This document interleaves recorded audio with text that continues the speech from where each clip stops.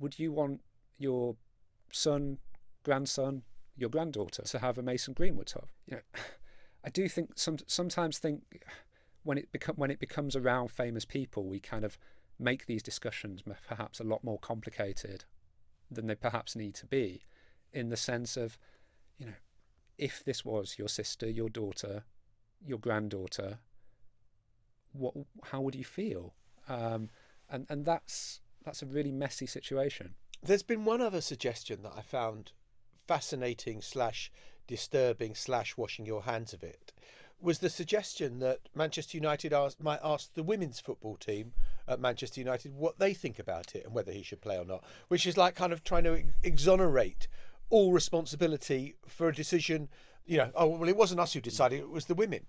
Yeah, so this is something that kind of kicked off a little bit over the weekend, and I think this is the one place where I would partially defend United, in the sense of, I don't think it was, a briefing from the club to say, we're going to speak to the women and then make a decision. I think it's far more a case of Manchester United viewing this as an employer-employee situation to resolve. But they also, I think, want to,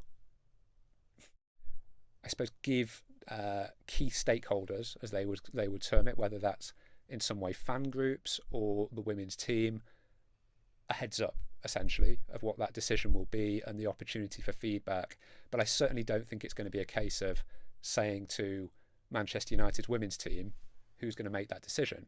However, because that story emerged on Friday, it then led to the women's players. If you go under their Instagram posts, for example, and several of them are at the Women's World Cup at the moment, and you have these Manchester United supporters saying to the Manchester United players who play for England, bring Greenwood back, help Mason back. And it's like, that became a really sort of absurd and quite menacing situation. And I think so. The male supporters threatening the women players almost. Yes. You've got to get behind Mason. Exactly. The Newsagents. This is a Global Player original podcast.